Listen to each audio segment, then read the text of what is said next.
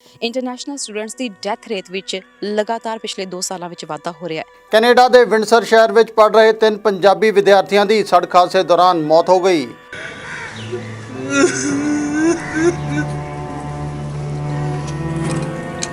ਦੋ ਟਰੱਕਾਂ ਦੀ ਹੋਈ ਆਪਸੀ ਟੱਕਰ ਵਿੱਚ 2 ਪੰਜਾਬੀ ਵਿਦਿਆਰਥੀਆਂ ਦੀ ਮੌਤ ਹੋ ਗਈ। ਸਟੱਡੀ ਵੀਜ਼ੇ ਤੇ ਗਿਆ ਸੀ ਅਪ੍ਰੈਲ 14 ਵਿਸਾਖੀ ਵਾਲੇ ਦਿਨ। ਵੀਰ ਢੱਲ ਨੇ ਕਥਿਤ ਤੌਰ ਤੇ ਸਮਨਦੀਪ ਕੌਰ ਦਾ ਕਤਲ ਕੀਤਾ।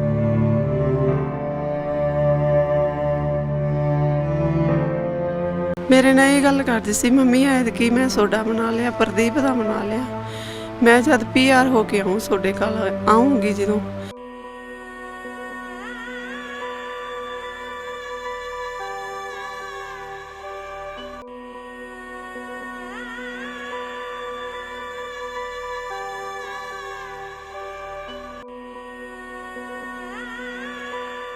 ਤੁਸੀਂ ਸਟੂਡੈਂਟ ਆਉਂਦੇ ਹੋ, ਸਮਟਾਈਮਸ ਜੇ ਤੁਹਾਡੇ ਰਿਸ਼ਤੇਦਾਰ ਇੱਥੇ ਹੁੰਦੇ you have high expectations from them ਤੇ ਕਦੇ ਉਹ ਫੁੱਲਫਿਲ ਨਹੀਂ ਹੁੰਦੀਆਂ ਤੇ ਤੁਹਾਡੇ ਦਿਲ 'ਚ ਕਿਤੇ ਨਾ ਕਿਤੇ ਕੋਈ ਨਾ ਕੋਈ ਗੱਲ ਰਹਿ ਜਾਂਦੀ ਆ। ਉਹਨਾਂ ਨੂੰ ਇੱਕ ਗੱਲ ਸਮਝਣਾ ਚਾਹੀਦਾ ਹੈ ਕਿ ਉਹਨਾਂ ਨੂੰ ਇੱਕ ਤਰ੍ਹਾਂ ਦੀ ਮੌਤ ਖਰੀਦ ਕੇ ਦੇ ਰਹੇ ਨੇ। ਦੇ ਆਰ ਟਰਾਈਂਗ ਕਿ ਉਹਨਾਂ ਨੂੰ ਬੁਲਾਉਣ ਦੀ ਕੋਸ਼ਿਸ਼ ਕਰਦੇ ਬਟ ਕੋਈ ਸੁਣਦਾ ਨਹੀਂ ਨਾ। ਲੇਟੈਸਟ ਨਿਊਜ਼ ਸਭ ਤੋਂ ਪਹਿਲਾਂ ਆਪਣੇ ਫੋਨ ਤੇ ਦੇਖਣ ਲਈ ਸਾਡਾ ਚੈਨਲ ਸਬਸਕ੍ਰਾਈਬ ਕਰੋ ਅਤੇ ਨੋਟੀਫਿਕੇਸ਼ਨ ਦੇ ਲਈ ਬੈਲ ਆਈਕਨ ਜ਼ਰੂਰ ਦਬਾਓ। ਸਤਿ ਸ੍ਰੀ ਅਕਾਲ ਜੀ, ਹਮਦਰਦ ਟੀਵੀ ਦੀ ਇਸ ਖਾਸ ਪੇਸ਼ਕਸ਼ ਵਿੱਚ ਤੁਹਾਡਾ ਸਭ ਦਾ ਸਵਾਗਤ ਹੈ। ਮੈਂ ਹਾਂ ਤਰਨਜੀਤ ਕੌਰ ਘੁੰਮਣ। ਅੱਜ ਦੀ ਪੇਸ਼ਕਸ਼ ਸ਼ੁਰੂ ਕਰਨ ਤੋਂ ਪਹਿਲਾਂ ਮੈਨੂੰ ਇੱਕ ਪੰਜਾਬੀ ਸਿੰਗਰ ਦੇ ਗਾਣੇ ਦੀਆਂ ਕੁਝ ਲਾਈਨਾਂ ਯਾਦ ਆ ਗਈਆਂ ਕਿ ਸਾਡੇ ਦਿਲ ਤੋਂ ਪੁੱਛ ਸੱਜਣਾ ਅਸੀਂ ਕਿਉਂ ਪਰਦੇਸੀ ਹੋਏ, ਘਰ ਛੱਡਣੇ ਸੌਖੇ ਨਹੀਂ ਜਿਨ੍ਹਾਂ ਨੂੰ ਛੱਡਣ ਵੇਲੇ ਰੋਏ। ਅੱਜ ਦਾ ਇਹ ਐਪੀਸੋਡ ਜਿੰਨਾ ਜ਼ਰੂਰੀ ਇੰਟਰਨੈਸ਼ਨਲ ਸਟੂਡੈਂਟਸ ਨੂੰ ਦੇਖਣ ਲਈ ਹੈ, ਓਨਾ ਹੀ ਜ਼ਰੂਰੀ ਉਹਨਾਂ ਦੇ ਪੇਰੈਂਟਸ ਲਈ ਵੀ ਹੈ, ਓਨਾ ਹੀ ਜ਼ਰੂਰੀ ਉਹਨਾਂ ਲਈ ਵੀ ਹੈ ਜਿਹੜੇ ਕਿ ਇੱਥੇ ਇਹਨਾਂ ਮੁਲਕਾਂ ਵਿੱਚ ਆ ਕੇ ਆਪਣੀ ਵਧੀਆ ਜ਼ਿੰਦਗੀ ਸੋਚਦੇ ਨੇ। ਦੱਸ ਦਈਏ ਜੀ, ਅਸੀਂ ਜਦੋਂ ਆਪਣੇ ਘਰਾਂ ਨੂੰ ਬੰਦ ਕਰਕੇ ਆਉਂਦੇ ਹਾਂ, ਆਪਣੇ ਪੇਰੈਂਟਸ ਨੂੰ ਪਿੱਛੇ ਛੱਡ ਕੇ ਆਉਂਦੇ ਹਾਂ ਨਾ, ਇਹ ਨਹੀਂ ਪਤਾ ਹੁੰਦਾ ਕਿ ਅਣਹੋਣੀ ਘਟਨਾ ਕੋਈ ਅਜਿਹੀ ਹੋ ਸਕਦੀ ਆ ਕਿ ਮੁੜ ਕੇ ਅਸੀਂ ਕਦੇ ਉਹਨਾਂ ਦਾ ਮੁੱਖ ਵੀ ਨਾ ਦੇਖ ਪਾਈਏ। ਅਜਿਹੀਆਂ ਘਟਨਾਵਾਂ ਲਗਾਤਾਰ ਪਿਛਲੇ 2 ਸਾਲਾਂ 'ਚ ਬਹੁਤ ਜ਼ਿਆਦਾ ਵੱਧ ਰਹੀਆਂ ਨੇ। ਗੱਲ ਕਰ ਰਹੇ ਹਾਂ ਜੀ ਇੰਟਰਨੈਸ਼ਨਲ ਸਟੂਡੈਂਟਸ ਦੀ। ਇੰਟਰਨੈਸ਼ਨਲ ਸਟੂਡੈਂਟਸ ਦੀ ਡੈਥ ਰੇਟ ਵਿੱਚ ਲਗਾਤਾਰ ਪਿਛਲੇ 2 ਸਾਲਾਂ ਵਿੱਚ ਵਾਧਾ ਹੋ ਰਿਹਾ ਹੈ। ਅਸੀਂ ਇਸ ਐਪੀਸੋਡ ਵਿੱਚ ਦਿਖਾਵਾਂਗੇ ਕਿ ਉਹ ਸਟੂਡੈਂਟਸ ਨੂੰ ਲੱਗਦਾ ਆ ਕਿ ਇੱਥੇ ਅਸੀਂ ਆਪਣੇ ਸੁਪਨੇ ਸਾਕਾਰ ਕਰਨ ਲਈ ਆਏ ਸੀ, ਪਰ ਜਦੋਂ ਸੁਪਨੇ ਪੂਰੇ ਨਹੀਂ ਹੁੰਦੇ ਨਾ, ਸਾਨੂੰ ਲੱਗਦਾ ਹੈ ਕਿ ਅਸੀਂ ਸ਼ਾਇਦ ਮੌਤ ਨੂੰ ਅਪਣਾ ਲਈਏ। ਇਹ ਸਭ ਤੋਂ ਸੌਖਾ ਤਰੀਕਾ ਆ ਤੇ ਸਾਨੂੰ ਲੱਗਦਾ ਹੈ ਕਿ ਸਾਡੀ ਜ਼ਿੰਦਗੀ ਜੋ ਅਸੀਂ ਸੋਚੀ ਸੀ ਉਵੇਂ ਦੀ ਚੱਲ ਨਹੀਂ ਰਹੀ। ਸੋ ਅੱਜ ਦੇ ਐਪੀਸੋਡ ਵਿੱਚ ਅਸੀਂ ਉਹਨਾਂ ਸਾਰੀਆਂ ਗੱਲਾਂ ਦੇ ਬਾਰੇ ਗੱਲਬਾਤ ਕਰਾਂਗੇ ਕਿ ਕਿਉਂ ਸਟੂਡੈਂਟਸ ਅਜਿਹੇ ਕਦਮ ਚੁੱਕ ਰਹੇ ਨੇ, ਕਿਉਂ ਮੌਤ ਨੂੰ ਅਪਣਾ ਰਹੇ ਨੇ ਜਾਂ ਕਿਉਂ ਅਜਿਹੇ ਹਾਦਸਿਆਂ ਦਾ ਸ਼ਿਕਾਰ ਹੋ ਰਹੇ ਨੇ। ਤੁਸੀਂ ਸਟੂਡੈਂਟ ਆਉਂਦੇ ਹੋ, ਸਮਟਾਈਮਸ ਜੇ ਤੁਹਾਡੇ ਰਿਸ਼ਤੇਦਾਰ ਇੱਥੇ ਹੁੰਦੇ you have high expectations from them ਤੇ ਕਦੇ ਉਹ ਫੁੱਲਫਿਲ ਨਹੀਂ ਹੁੰਦੀਆਂ ਤੇ ਤੁਹਾਡੇ ਦਿਲ 'ਚ ਕਿਤੇ ਨਾ ਕਿਤੇ ਕੋਈ ਨਾ ਕੋਈ ਗੱਲ ਰਹਿ ਜਾਂਦੀ ਆ। ਉਹਨਾਂ ਨੂੰ ਇੱਕ ਗੱਲ ਸਮਝਣਾ ਚਾਹੀਦਾ ਹੈ ਕਿ ਉਹਨਾਂ ਨੂੰ ਇੱਕ ਤਰ੍ਹਾਂ ਦੀ ਮੌਤ ਖਰੀਦ ਕੇ ਦੇ ਰਹੇ ਨੇ। ਦੇ ਆਰ ਟਰਾਈਂਗ ਕਿ ਉਹਨਾਂ ਨੂੰ ਬੁਲਾਉਣ ਦੀ ਕੋਸ਼ਿਸ਼ ਕਰਦੇ ਬਟ ਕੋਈ ਸੁਣਦਾ ਨਹੀਂ ਨਾ। ਵਿਦਿਆਰਥੀਆਂ ਦੀ ਮੌਤ ਦੇ ਵਿੱਚ ਇੱਕ ਸਭ ਤੋਂ ਵੱਡਾ ਕਾਰਨ ਡਿਪਰੈਸ਼ਨ ਵੀ ਹੈ। ਪੇਰੈਂਟਸ ਬਹੁਤੀ ਵਾਰੀ ਇੱਦਾਂ ਹੁੰਦਾ ਕਿ ਕਰਜ਼ਾ ਚੁੱਕ ਕੇ ਵਿਦਿਆਰਥੀਆਂ ਨੂੰ ਭੇਜਦੇ ਨੇ ਬਾਹਰ, ਉਸ ਤੋਂ ਬਾਅਦ ਇਹ ਉਮੀਦ ਕਰਦੇ ਨੇ ਕਿ ਜਿਵੇਂ ਹੀ ਜਾਣਗੇ ਬਸ ਨਾਲ ਦੀ ਨਾਲ ਕਰਜ਼ੇ ਜੋਗੇ ਪੈਸੇ ਭੇਜਣੇ ਸ਼ੁਰੂ ਕਰ ਦੇਣਗੇ ਕਿ ਕਰਜ਼ਾ ਸਭ ਤੋਂ ਪਹਿਲਾਂ ਲੈ ਜਾਊਗਾ। ਪਰ ਇੱਦਾਂ ਹੁੰਦਾ ਨਹੀਂ ਹੈ। ਵਿਦਿਆਰਥੀ ਇੱਥੇ ਆਉਂਦੇ ਨੇ, ਛੋਟੀ ਉਮਰੇ ਖਾਸ ਤੌਰ ਤੇ ਇੱਥੇ ਆਉਂਦੇ ਨੇ, ਕੋਈ 18 ਸਾਲ ਦਾ, ਕੋਈ 21 ਸਾਲ ਦਾ, ਕੋਈ 23 ਸਾਲ ਦਾ। ਇੰਨੀਆਂ ਜ਼ਿੰਮੇਵਾਰੀਆਂ ਕਦੇ ਚੁੱਕੀਆਂ ਨਹੀਂ ਹੁੰਦੀਆਂ। ਇੱਥੇ ਕਰਜ਼ਾ ਚੁੱਕ ਕੇ ਭੇਜਦੇ ਨੇ, ਉਹਨਾਂ ਨੂੰ ਹਜੇ ਜੌਬਸ ਨਹੀਂ ਮਿਲੀਆਂ ਹੁੰਦੀਆਂ, ਕੋਈ ਸੈਟਿੰਗ ਨਹੀਂ ਹੋਈ ਹੁੰਦੀ, ਹਜੇ ਇਹ ਨਹੀਂ ਪਤਾ ਹੁੰਦਾ ਕਿ ਉਹਨਾਂ ਨੇ ਰਹਿਣਾ ਕਿੱਥੇ ਆ। ਰੈਂਟ ਲਈ ਪੈਸੇ ਦੇਣੇ, ਆਪਣੇ ਖਾਣ ਪੀਣ ਲਈ ਪੈਸੇ ਇਕੱਠੇ ਕਰਨੇ, ਗਰੋਸਰੀ ਲਈ ਪੈਸੇ ਦੇਣੇ, ਉਸ ਤੋਂ ਬਾਅਦ ਆਪਣੀਆਂ ਫੀਸਾਂ ਖੁਦ ਕੱਢਣੀਆਂ ਤੇ ਨਾਲ ਦੀ ਨਾਲ ਪਿੱਛੇ ਪੇਰੈਂਟਸ ਨੂੰ ਵੀ ਸਪੋਰਟ ਕਰਨੀ। ਕਈ ਵਾਰੀ ਨੌਕਰੀ ਛੁੱਟ ਜਾਂਦੀ ਆ ਜਾਂ ਨੌਕਰੀ ਮਿਲਦੀ ਨਹੀਂ, ਪਰ ਇਹ ਐਦਾਂ ਹੁੰਦਾ ਹੈ ਕਿ ਪੇਰੈਂਟਸ ਨੂੰ ਇਸ ਚੀਜ਼ ਤੋਂ ਉਹ ਵਾਕਿਫ ਨਹੀਂ ਕਰਵਾਉਂਦੇ, ਆਪਣੇ ਆਲੇ ਦੁਆਲੇ ਨੂੰ ਵਾਕਿਫ ਨਹੀਂ ਕਰਵਾਉਂਦੇ।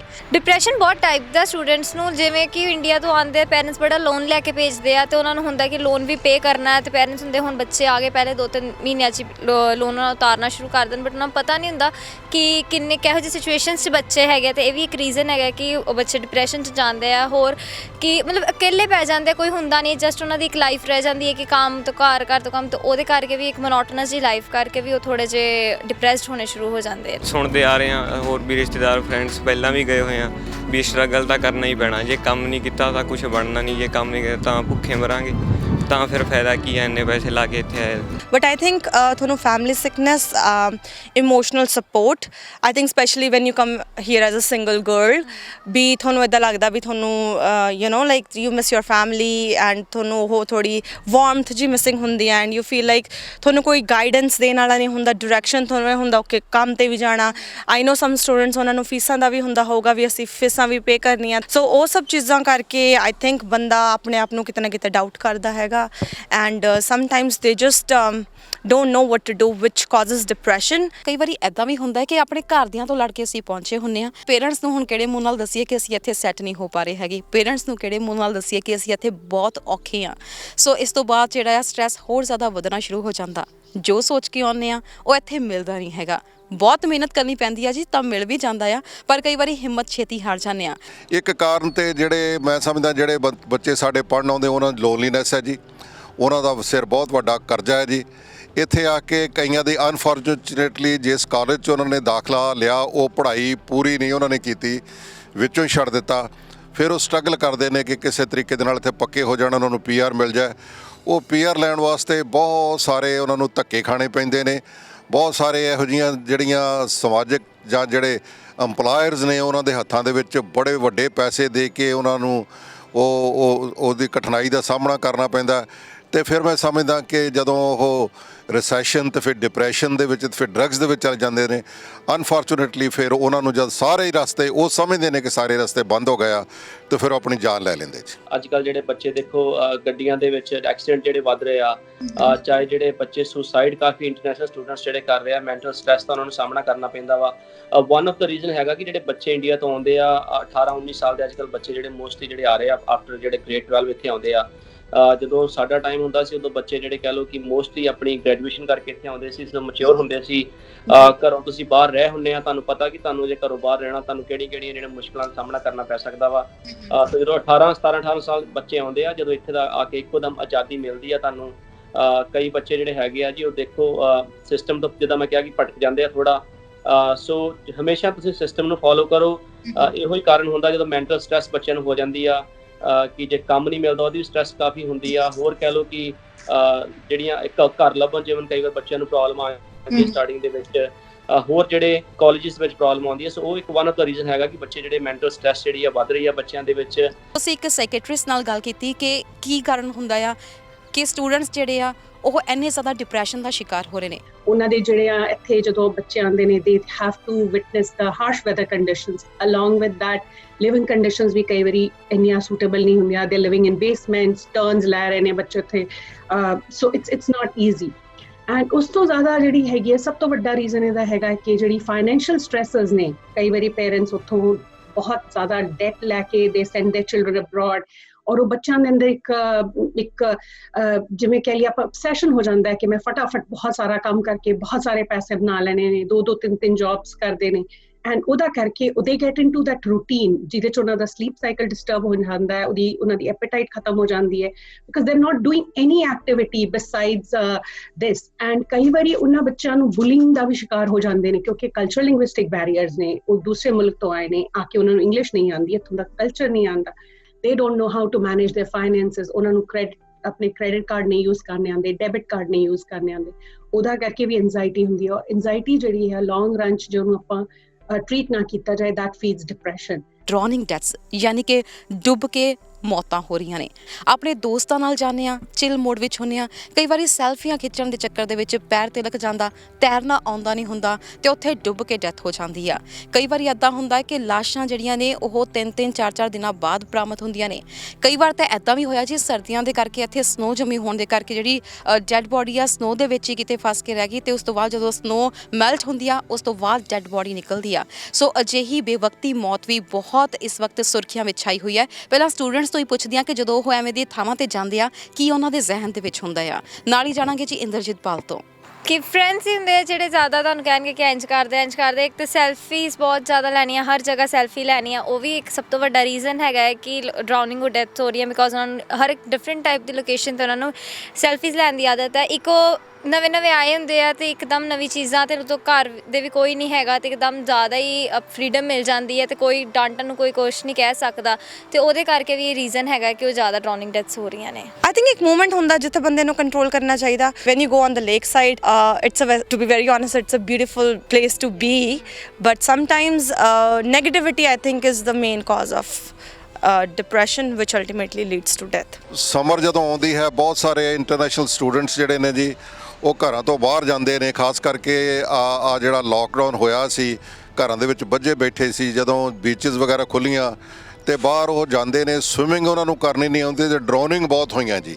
ਆ ਪਿਛਲੇ ਕੋਈ 6 ਹਫ਼ਤੇ ਦੇ ਵਿੱਚ ਮੇਰਾ ਖਿਆਲ ਨਾਲ 8-10 ਸਟੂਡੈਂਟਸ ਜਿਹੜੇ ਸਾਡੇ ਉਹਨਾਂ ਦੀਆਂ ਡਰਾਉਨਿੰਗਸ ਹੋ ਗਈਆਂ। ਉਹ ontario ਦੇ ਵਿੱਚ ਵੀ ਆ, ਅਲਬਰਟਾ ਦੇ ਵਿੱਚ ਵੀ ਆ, BC ਦੇ ਵਿੱਚ ਵੀ ਆ। ਪਲੱਸ ਜਿਹੜੇ ਤੁਸੀਂ ਦੱਸਿਆ ਕਿ ਬੱਚੇ ਮੈਂ ਦੇਖਿਆ ਅੱਜ ਕੱਲ੍ਹ ਜਿਹੜੇ ਬੀਚਿਸ ਤੇ ਜਾ ਰਹੇ ਆ ਉੱਥੇ ਕਾਫੀ ਬੱਚੇ ਜਿਹੜੇ ਇੰਟਰਨੈਸ਼ਨਲ ਸਟੂਡੈਂਟ ਜਿਹੜੇ ਡੁੱਬ ਰਹੇ, ਉਹ ਵੀ ਇੱਕ ਅਵੇਅਰਨੈਸ ਚਾਹੀਦੀ ਆ ਕਿਉਂਕਿ ਆਪਾਂ ਨੂੰ ਕਈ ਵਾਰੀ ਪਤਾ ਨਹੀਂ ਹੁੰਦਾ ਕਿ ਜਦੋਂ ਆਪਾਂ ਬੀਚ ਤੇ ਜਾਂਦੇ ਆ ਪਾਣੀ ਜਿਹੜਾ ਉੱਥੇ ਕਾਫੀ ਡੂੰਘਾ ਹੁੰਦਾ। ਜੇ ਤੁਹਾਨੂੰ ਸਵਿਮਿੰਗ ਨਹੀਂ ਆਉਂਦੀ ਕਰਨੀ ਤੁਸੀਂ ਕਦੀ ਵੀ ਜਿਹੜਾ ਕਹਿ ਲਓ ਕਿ ਪਾਣੀ ਦੇ ਵਿੱਚ ਨਾ ਜਾਓ। ਜੇ ਤੁਸੀਂ ਜਾਣਾ ਤਾਂ ਸਿਰਫ ਜਿਹੜਾ ਕਾਰਨਰ ਤੇ ਰਹੋ। ਜੇ ਤੁਸੀਂ ਜਾਂਦੇ ਵੀ ਆ, ਜੇ ਤੁਹਾਨੂੰ ਈਵਨ ਸਵਿਮਿੰਗ ਆਉਂਦੀ ਵੀ ਆ, ਤੁਸੀਂ ਜਿਹੜੀਆਂ ਪ੍ਰੋਪਰ ਜਿਹੜੀਆਂ ਪ੍ਰੀਕਾਸ਼ਨਸ ਲਓ। ਈਵਨ ਜਿਹੜੀ ਲਾਈਫ ਵੈਸਟ ਹੁੰਦੀ ਹੈ ਉਹ ਪਾ ਕੇ ਜਾਓ।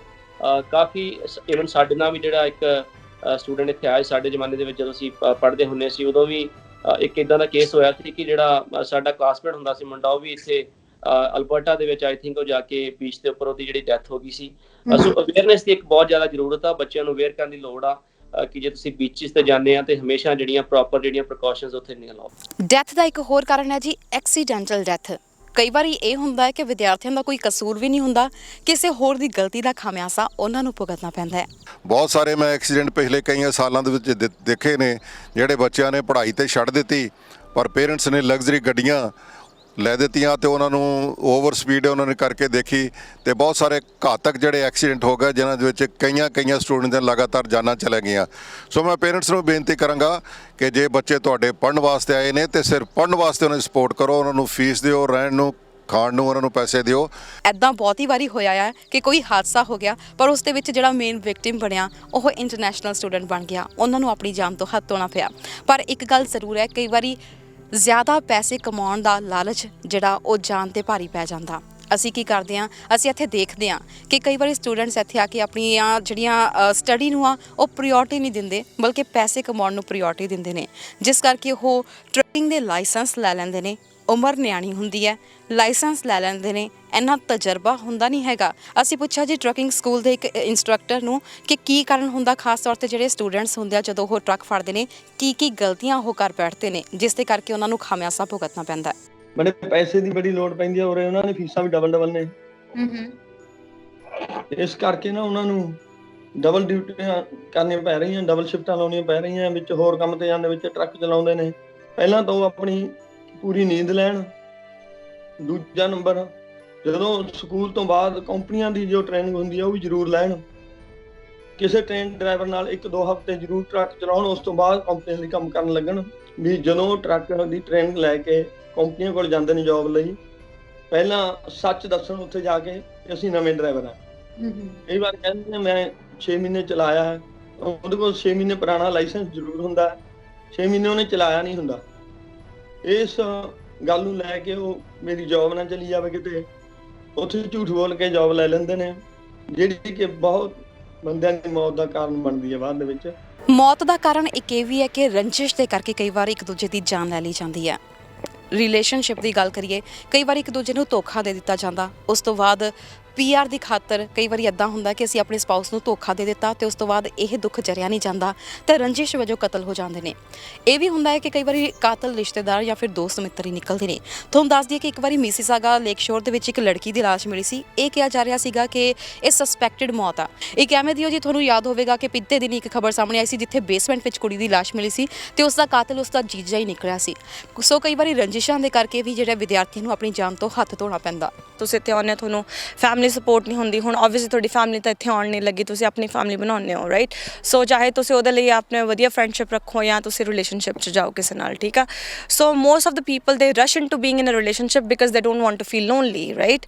ਐਂਡ ਉਹਨਾਂ ਨੂੰ ਇਹ ਹੁੰਦਾ ਵੀ ਸਾਡਾ ਕੋਈ ਹੈ ਨਹੀਂ, ਮਤਲਬ ਇੱਕ ਤੁਹਾਨੂੰ ਇਮੋਸ਼ਨਲ ਇਨਸਿਕਿਉਰਿਟੀ ਜੀ ਰਹਿੰਦੀ ਤਾਂ ਕਿ ਤਾਂ ਕਰਕੇ ਲੋਕੀ ਇੱਕਦਮ ਰਿਲੇਸ਼ਨਸ਼ਿਪਸ 'ਚ ਜੰਪ ਕਰ ਲੈਂਦੇ ਆ, ਰਾਈਟ। ਐਂਡ ਵੈਨ ਦੇ ਡੂ ਦੈਟ ਉਹ ਇਹ ਨਹੀਂ ਦੇਖਦੇ, ਉਹਦਾ ਲੌਂਗ ਟਰਮ ਨਹੀਂ ਸੋਚ ਕੇ ਚੱਲਦੇ, ਲਾਈਫ ਲੌਂਗ ਨਹੀਂ ਸੋਚ ਕੇ ਚੱਲਦੇ। ਸਪੈਸ਼ਲੀ ਜੋ ਤੁਸੀਂ ਇੱਥੇ ਪਹਿਲਾਂ ਆਏ ਹੁੰਦੇ, ਤੁਹਾਨੂੰ ਹੁੰਦਾ ਸਾਡਾ ਕੋਈ ਹੋਵੇ, ਦੈਟਸ ਇਟ, ਰਾਈਟ। ਅਤੇ ਉਹ ਚੀਜ਼ਾਂ ਵੀ ਕਾਫੀ ਹੱਦ ਤੱਕ ਆਈ ਥਿੰਕ ਤੁਹਾਨੂੰ ਅੱਗੇ ਜਾ ਕੇ ਡਿਪਰੈਸ਼ਨ ਦਿੰਦੀ ਹੈ ਬਿਕਾਜ਼ ਤੁਸੀਂ ਚਲੋ ਇੱਕ ਵਾਰੀ ਚੱਲ ਗਏ ਰਿਲੇਸ਼ਨਸ਼ਿਪ 'ਚ, ਤੁਹਾਨੂੰ ਨੈਚੁਰਲ ਜ਼ਾਹਿਰ ਜਿਹੀ ਗੱਲ ਹੈ, ਤੁਹਾਨੂੰ ਅਟੈਚਮੈਂਟ ਹੋ ਜਾਂਦੀ ਹੈ ਬੰਦੇ ਨਾਲ, ਰਾਈਟ। ਫਿਰ ਤੁਹਾਨੂੰ ਜਦੋਂ ਹੌਲੀ ਚੀਜ਼ਾਂ ਪਤਾ ਲੱਗਦੀਆਂ, ਰਾਈਟ, ਤੁਸੀਂ ਕਿਤੇ ਨਾ ਕਿਤੇ ਬੰਦਾ ਸੈਲਫਿਸ਼ ਹੋ ਕੇ ਆਪਣਾ ਫਾਇਦਾ ਦੇਖਦਾ, ਰਾਈਟ। ਕਿਸੇ ਨੂੰ PR ਨਹੀਂ ਮਿਲਦੀ, ਇੱਕ ਦੂਜੇ ਨੂੰ ਲੋਕ ਡਿਚ ਕਰਦੇ ਆ, ਦੈਟਸ ਇੱਕ ਕਾਮਨ ਹੈਗਾ। ਮੈਂ ਤੁਹਾਡੇ ਨਾਲ 100% ਐਗਰੀ ਕਰਦੀ ਹਾਂ। ਇਹ ਸਾਰਾ ਕੁਝ ਸਿਰ ਇੱਥੋਂ ਹੋਇਆਗਾ ਹਰਿਆਣੇ ਤੋਂ। ਕਰਨ ਵਾਲਾ ਰਣਵੀਰ ਸਿੰਘ ਆ, ਉਹਦੀ ਭਰਜਾਈ ਦੇ ਪੈਰੋਂ ਹੋਇਆਗਾ ਸਾਰਾ ਕੁਝ। ਇਹ ਸਾਨੂੰ 2 ਤਰੀਕ ਨੂੰ ਪਤਾ ਲੱਗਿਆ ਉੱਧਰ ਜਾਣਾ ਸੀ। ਕਦੋਂ ਉੱਧਰੋਂ ਫੋਨ ਆਇਆ ਵੀ ਐਂ ਕਰਕੇ ਲੜਕੀ ਗੁੰਮ ਆ, ਤੇ ਉੱਧਰੋਂ ਕਦੋਂ ਬੱਚਿਆਂ ਨੇ ਦੱਸਿਆ ਸਾਨੂੰ, ਫਿਰ ਪਤਾ ਲੱਗਿਆ ਵੀ ਐਂ ਕਰਕੇ ਉਹਦੀ ਡੈਥ ਹੋ ਗਈ। ਉਹਨਾਂ ਨੇ ਤਾਂ ਇਹ ਸਬੂਤ ਬਣਾਈ ਸੀ, ਰਣਵੀਰ ਸਿੰਘ ਨੇ ਸਾਰਾ ਕੱਪੜਾ ਗਹਿਣਾ ਗੱਟਾ ਲੈ ਕੇ ਵੀ ਸੋਡੀ ਬੇਟੀ ਕਿਸੇ ਨਾਲ ਚਲੀ ਗਈ।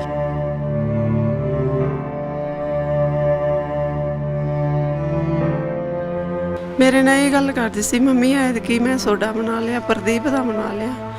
ਮੈਂ ਜਦ PR ਹੋ ਕੇ ਆਊਂ ਤੁਹਾਡੇ ਕੋਲ ਆਊਂਗੀ, ਜਦੋਂ ਮੈਂ ਆਪਦੇ ਡੈਡੀ ਦਾ ਬਣਾ ਕੇ ਤੁਹਾਨੂੰ ਇਕੱਠਿਆਂ ਨੂੰ ਟਿਕਟ ਲਵਾਂਗੀ। ਸਾਨੂੰ ਕਤਲ ਦਾ ਸ਼ੱਕ ਹੈ, ਸਾਡੇ ਜਮਾਈ ਦੀ ਹੈ। ਘੱਟ ਤੋਂ ਘੱਟ ਉਹਨੂੰ ਫਾਂਸੀ ਹੋਣੀ ਚਾਹੀਦੀ ਹੈ। ਮੇਰੀ ਬੱਚੀ ਦਾ ਕੀ ਕਸੂਰ ਸੀ?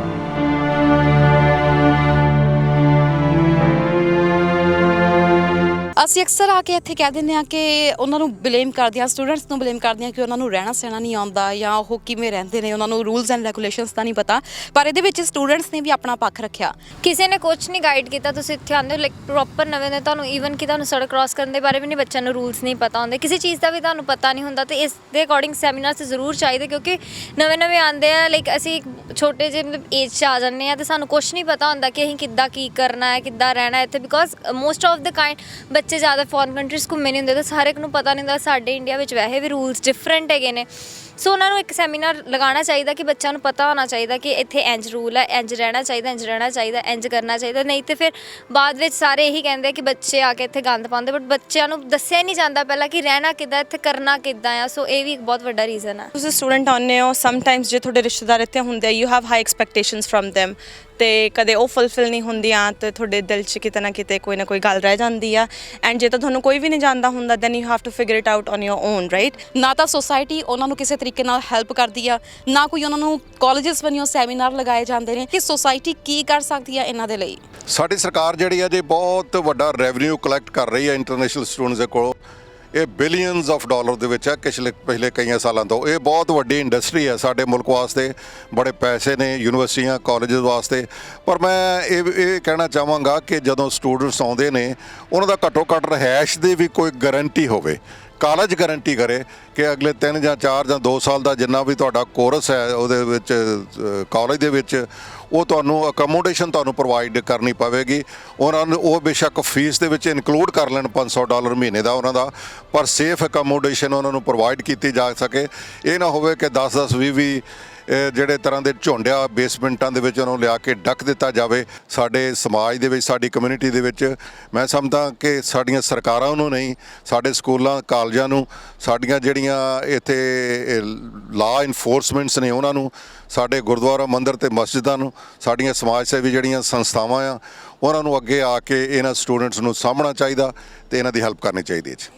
ਬਟ ਕਈ ਵਾਰੀ ਸਾਨੂੰ ਹੀ ਨਹੀਂ ਪਤਾ ਲੱਗਦਾ ਕਿ ਸਾਡਾ ਕੋਈ ਮੇਟ ਹੈ, ਸਾਡਾ ਕੋਈ ਸਾਥੀ ਇਸ ਵਕਤ ਇਹਨਾਂ ਹਾਲਾਤਾਂ ਚੋਂ ਲੰਘ ਰਿਹਾ, ਜਾਂ ਉਹਦੇ ਫੇਸ ਦੇ ਉੱਤੇ ਕਿਵੇਂ ਇਹਨਾਂ ਚੀਜ਼ਾਂ ਦੇ ਸਿੰਪਟਮਸ ਕਿਵੇਂ ਪਤਾ ਲੱਗਣ ਕਿ ਕੋਈ ਡਿਪਰੈਸ਼ਨ ਦਾ ਇਸ ਵਕਤ ਸ਼ਿਕਾਰ ਹੈਗਾ ਜਾਂ ਇਸ ਵਕਤ ਉਹਨੂੰ ਮਦਦ ਚਾਹੀਦੀ ਹੈ। ਸੋ ਸਭ ਤੋਂ ਵੱਡਾ ਇਹ ਹੁੰਦਾ ਸਿੰਪਟਮ ਹੈ ਕਿ ਵਿਡਰਾਲ, ਸੋਸ਼ਲ ਵਿਡਰਾਲ। ਦੇ someone who struggling with depression, ਉਹਨਾਂ ਨੂੰ ਕ੍ਰਾਈਂਗ ਸਪੈਲਸ ਹੁੰਦੇ ਨੇ। ਦੇ ਫੀਲ ਵੈਰੀ ਔਕਵਰਡ ਬਾਹਰ ਸਟੈਪ ਆਊਟ ਕਰਨਾ, ਕਿਉਂਕਿ ਕ੍ਰਾਈਂਗ ਸਪੈਲਸ ਇੰਨੇ ਜ਼ਿਆਦਾ ਸ਼ੁਰੂ ਹੋ ਜਾਂਦੇ ਨੇ ਔਰ ਉਹਨਾਂ ਦਾ ਦਿਲ ਨਹੀਂ ਕਰਦਾ ਵੀ ਉਹ ਕਿਸੇ ਨਾਲ ਗੱਲ ਕਰਨ। ਉਹਨਾਂ ਦਾ ਲਾਸ ਆਫ ਇੰਟਰਸਟ ਹੋ ਜਾਂਦਾ ਹੈ ਸੋਸ਼ਲ ਇੰਟਰੈਕਸ਼ਨਸ ਦੇ ਵਿੱਚ। ਇਹ ਸਭ ਤੋਂ ਵੱਡਾ ਸਾਈਨ ਹੈ। ਫਿਰ ਪਰਸਿਸਟੈਂਟ ਸੈਡਨੈਸ ਰਹਿੰਦੀ ਹੈ, ਔਰ ਕਈ ਵਾਰੀ ਆਪਾਂ ਦੇਖੀਦਾ ਮਾਸਕਡ ਇਮੋਸ਼ਨਸ ਹੁੰਦੇ ਨੇ, ਮਾਸਕ ਫੇਸ ਹੁੰਦਾ, ਕੋਈ ਚਿਹਰੇ ਤੇ ਕੋਈ ਹਾਵ ਭਾਵ ਨਹੀਂ ਆ ਰਹੇ, ਉਹ ਇੱਕ ਸਾਈਨ ਹੈਗਾ। ਫਿਰ ਮੂਡ ਡਿਸਰੈਗੂਲੇਸ਼ਨ ਹੋ ਸਕਦੀ ਹੈ, ਕਈ ਵਾਰੀ ਹੋ ਸਕਦਾ ਹੈ ਐਂਗਰ ਆਊਟਬਰਸਟ ਹੋ ਜਾਣ, ਜਾਂ ਕਈ ਵਾਰੀ ਬਹੁਤ ਲੋ ਫੇਜ਼ ਆ ਰਿਹਾ ਮੂਡ ਦਾ, ਗੱਲ ਨਹੀਂ ਕਰ ਰਹੇ, ਖਾਣਾ ਨਹੀਂ ਖਾ ਰਹੇ, ਐਪੀਟਾਈਟ ਚੇਂਜਸ ਨੇ, ਸਲੀਪ ਚੇਂਜਸ ਨੇ। So these are the major signs of depression. ਇਹ ਤਾਂ ਸੀ ਮੁੱਖ ਕਾਰਨ। ਇਸ ਤੋਂ ਇਲਾਵਾ ਵੀ ਅਸੀਂ ਪੁੱਛਿਆ ਕਿ ਹੋਰ ਕਿਹੜੇ ਕਾਰਨ ਹੋ ਸਕਦੇ ਨੇ ਜੋ ਕਿ ਵਿਦਿਆਰਥੀਆਂ ਨੂੰ ਅਜਿਹਾ ਕਦਮ ਚੁੱਕਣ ਲਈ ਮਜਬੂਰ ਕਰਦੇ ਨੇ। ਬਹੁਤ ਸਾਰੇ ਸਟੂਡੈਂਟਸ ਆਪਣੇ ਆਪ ਨੂੰ ਡਰੱਗਸ ਦੇ ਵਿੱਚ ਪਾ ਰਹੇ ਨੇ, ਓਵਰਡੋਜ਼ ਦੇ ਕਰਕੇ ਡੈਥ ਹੋ ਰਹੀ ਹੈ ਜਾਂ ਫਿਰ ਸੁਸਾਈਡ ਕਰ ਰਹੇ ਨੇ।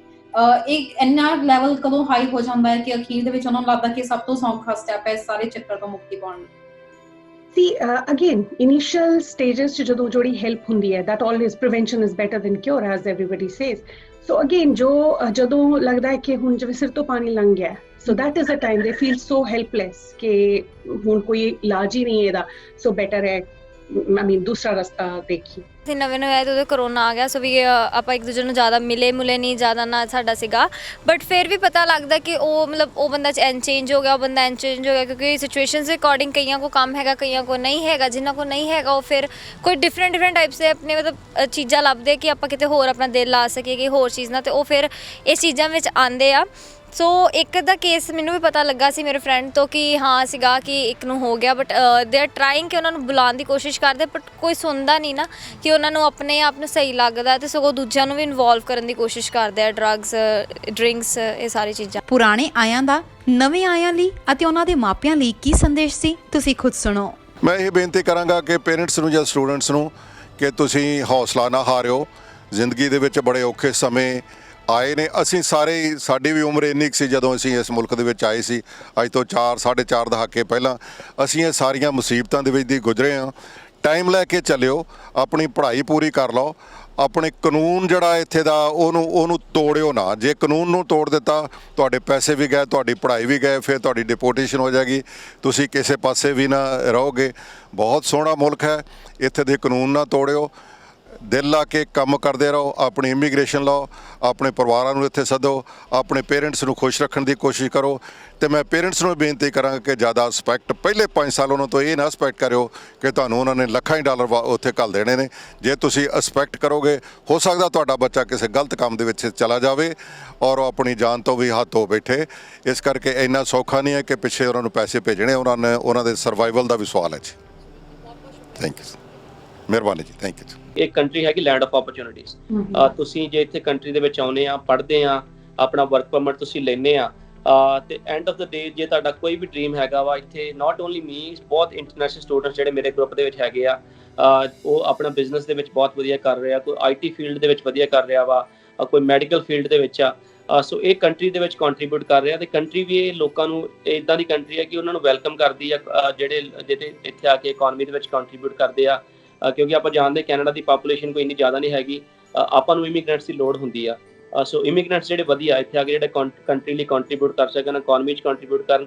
ਸੋ ਹਮੇਸ਼ਾ ਤੁਸੀਂ ਮਿਹਨਤ ਕਰੋ, ਕਦੀ ਵੀ ਲਾਈਨ ਤੋਂ ਆਪਣੀ ਤੋਂ ਨਾ ਭਟਕੋ। ਮੈਂ ਹਮੇਸ਼ਾ ਕਿੰਨਾ ਯੰਗ ਸਟੂਡੈਂਟਸ ਆ ਆਉਂਦੇ ਆ 17-18 ਸਾਲ ਦੇ, ਬਹੁਤ ਮਿਹਨਤ ਕਰਦੇ ਆ, ਜਿਨ੍ਹਾਂ ਨੂੰ ਅਸੀਂ ਜਾਣਦੇ ਆ। 90% ਮਿਹਨਤੀ ਆ, 5-10% ਜਿਹੜੇ ਹੈਗੇ ਆ ਕਮਿਊਨਿਟੀ ਦਾ ਨਾਮ ਖਰਾਬ ਕਰਦੇ ਆ, ਜਿਹੜੀ ਇੰਟਰਨੈਸ਼ਨਲ ਸਟੂਡੈਂਟ ਕਮਿਊਨਿਟੀ ਆ।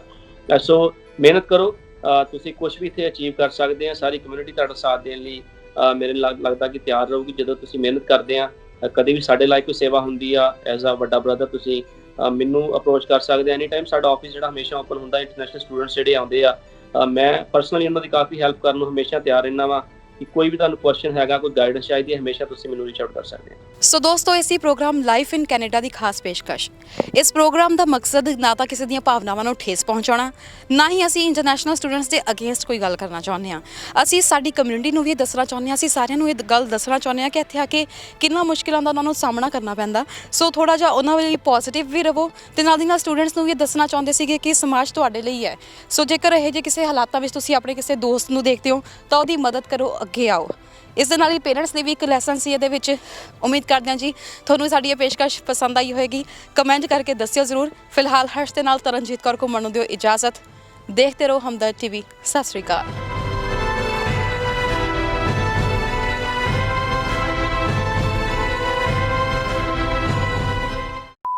ਇੰਟਰਨੈਸ਼ਨਲ ਸਟੂਡੈਂਟਸ ਦੀ ਡੈਥ ਰੇਟ ਵਿੱਚ ਲਗਾਤਾਰ ਪਿਛਲੇ 2 ਸਾਲਾਂ ਵਿੱਚ ਵਾਧਾ ਹੋ ਰਿਹਾ ਹੈ। ਕੈਨੇਡਾ ਦੇ ਵਿੰਡਸਰ ਸ਼ਹਿਰ ਵਿੱਚ ਪੜ੍ਹ ਰਹੇ 3 ਪੰਜਾਬੀ ਵਿਦਿਆਰਥੀਆਂ ਦੀ ਸੜਕ ਹਾਦਸੇ ਦੌਰਾਨ ਮੌਤ ਹੋ ਗਈ।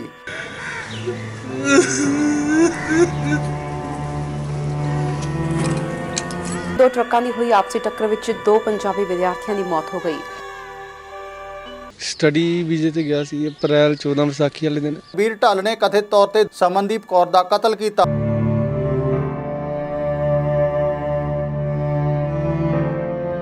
ਮੇਰੇ ਨਾਲ ਇਹ ਗੱਲ ਕਰਦੀ ਸੀ, ਮੰਮੀ ਐਤਕੀ ਮੈਂ ਸੋਡਾ ਬਣਾ ਲਿਆ, ਪ੍ਰਦੀਪ ਦਾ ਬਣਾ ਲਿਆ। ਮੈਂ ਜਦ PR ਹੋ ਕੇ ਆਊਂ ਤੁਹਾਡੇ ਕੋਲ ਆਉਂਗੀ ਜਦੋਂ।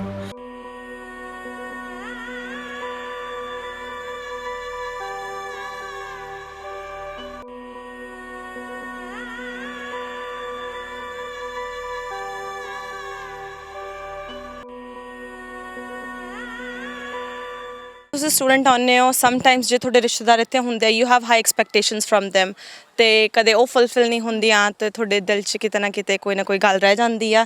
ਉਹਨਾਂ ਨੂੰ ਇੱਕ ਗੱਲ ਸਮਝਣਾ ਚਾਹੀਦਾ ਹੈ ਕਿ ਉਹਨਾਂ ਨੂੰ ਇੱਕ ਤਰ੍ਹਾਂ ਦੀ ਮੌਤ ਖਰੀਦ ਕੇ ਦੇ ਰਹੇ ਨੇ। ਦੇ ਆਰ ਟਰਾਈਂਗ ਕਿ ਉਹਨਾਂ ਨੂੰ ਬੁਲਾਉਣ ਦੀ ਕੋਸ਼ਿਸ਼ ਕਰਦੇ ਬਟ ਕੋਈ ਸੁਣਦਾ ਨਹੀਂ ਨਾ।